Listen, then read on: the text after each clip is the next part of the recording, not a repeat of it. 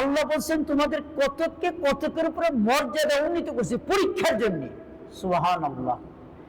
মসজিদের মধ্যে খাদেম আছে, মুয়াজ্জিন আছে, ইমাম আছে, খতিব আছে, সভাপতি, সেক্রেটারি, মুসল্লি আছে না? এক একজনকে এক এক পদে আল্লাহ বলেন আমি সবাইকে বিভিন্ন পদে বসিয়েছি পরীক্ষার উদ্দেশ্যে।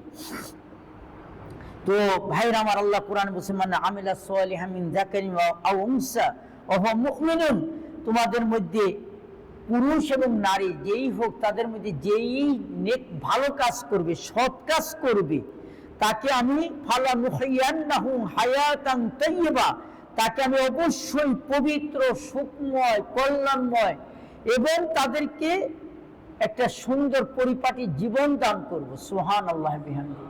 যেই ভালো কাজ করবে, যে পদে থেকে ভালো কাজ করবে, সৎ কাজ করে জীবন যাপন করবে, আল্লাহ তাকে হায়াতে তাইয়্যিবা, এখানে বলছে হায়াতে তাইয়্যিবা মানে এমন সুখময় জীবন, এমন পূত পবিত্র জীবন, কল্যাণময় জীবন দান করবে।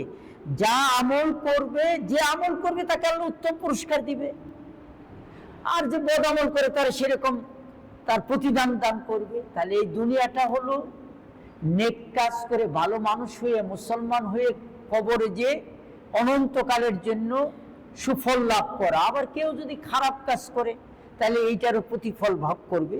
সম্মানিত ভাইয়ের আমার, আল্লাহ এই জন্য বলছেন অলি কুল্লি দারাজাতুম মিম্মা আমিলু ওয়ালা ইউআফিয়াহুম ওয়া হুম লা ইউজলামুন, প্রত্যেকের মর্যাদা নির্ণীত হবে তার আমল অনুযায়ী, র্যাঙ্ক পজিশন হবে। যে যত ভালো কাজ করবে সেরকম ভালো কাজ অনুযায়ী তার মর্যাদা নিহিত হবে। কে গরিব, কে রিক্সাওয়ালা, কে দিনমজুর, কে আমির, কে ফকির, কে এমপি মন্ত্রী, এটা দিয়ে নয়। যে যে পদে আছে এই পদ অনুযায়ী আমি তার আমল অনুযায়ী মর্যাদা নিহিত করি। আমি যদি কেউ পদে থেকে আল্লাহ না করুক ইমাম সাহেব জাহান্নামে যেতে পারে, কথা বল না কেন, পীর সাহেব জাহান্নামে যেতে পারে। হুজুরের উদ্দেশ্য যদি দুনিয়া এবং ধান্দাবাজি হয় তো সব শেষ। আবার একজন রিক্সাওয়ালা মানুষও দেখা যাবে যে তার বুজুর্গির কারণে, তার নেক আমলের কারণে অনেক মর্যাদা লাভ করছে। তা আল্লাহ বলছেন অলি কুল্লির দ্বারা যাতাম মিম্মা আমিলু, আমলের কারণে মর্যাদা নিহিত হবে। ওয়ালা ইউআফিয়াহুম ওয়া হুম লা ইউজলামুন, কর্মের পূর্ণাঙ্গ প্রতিদান দেওয়া হবে, কারো প্রতি কোনো জুলুম করা হবে না। এই যে যে কর্ম করবে তাকে পূর্ণাঙ্গ প্রতিদান আল্লাহ তাআলা দান করবেন। আল্লাহ বলছে ওয়ালা তাকসিবু কুল্লু নাফসিন ইল্লা আলাইহা ওয়ালা তাজিরু ওয়াজিরাতুন ভিজরা উখরা সুম্মা ইলা রাব্বিকুম মারজিউকুম ফায়ুনাব্বিউকুম বিমা কুনতুম ফীহি তাখতালিফুন, প্রত্যেকে স্বীয়কৃত কর্মের জন্য দায়ী থাকবে, কেউ কারো বোঝা বহন করবে না। ভাইয়ের আমার, আমরা অনেক সময় মনে করি আমি পীর ধরছি বাস পীর আমাকে জান্নাতে নিয়ে যাবে। আল্লাহর কোরআন বলছে পীর তো দূরে থাক, আল্লাহ রাসূল সাল্লাল্লাহু আলাইহি ওয়াসাল্লাম বলেছেন হে ফাতেমা, তুমি আমার উপরে বসে থেকে কোনো লাভ হবে না, তোমার আমলেই তোমাকে নিষ্কৃতি দিবে, জান্নাত জাহান্নাম করবে, তুমি আমল করতে থাকো। তাহলে নবীর মেয়েকেই যদি নবী এই কথা বলেন, আমরা পীর ধরলে কি আমাদের পীর জান্নাতে নিয়ে যাবে? অসম্ভব। আল্লাহ বলছেন কেউ কারো বুঝা, কেউ কারো কৃতকর্মের জন্য দায়ী থাকবে না, যার যার বুঝা সেই বহন করবে। বাপে জান্নাত হয়ে গেছে, ছেলে জাহান্নাম যেতে পারে, ছেলে জান্নাতে গেছে, বাপে জাহান্নামে যেতে পারে, কেউ কারো বুঝা বহন করবে না। ভাইয়ের আমার, তোমরা প্রত্যেকেই সে বিষয়ে যত মতভেদ করতেছ এগুলো আল্লাহ তাআলা তোমাদেরকে কিয়ামতের দিন অবহিত করবেন। আমরা অনেকে মনে করি এই লোকটা খুব ফেরেশতা, আবার অনেক সময় একটা লোককে দেখে বলে আর এই লোকটা যে একটা বাটপার, অথবা আমরা মনে করি এই লোকটা পীর সাহেব।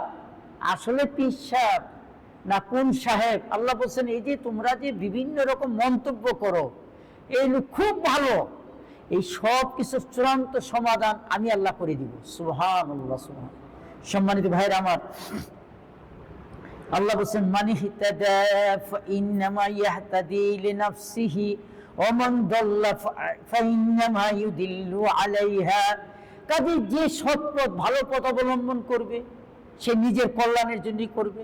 তাহলে এই দুনিয়াতে যদি আপনি আমি ইয়াং বয়সে, পরিণত বয়সে যে কোনো পদে থেকে যদি ভালো কাজ করি, ভালোভাবে চলি, হারাম থেকে দূরে থেকে হালালভাবে জীবনযাপন করি,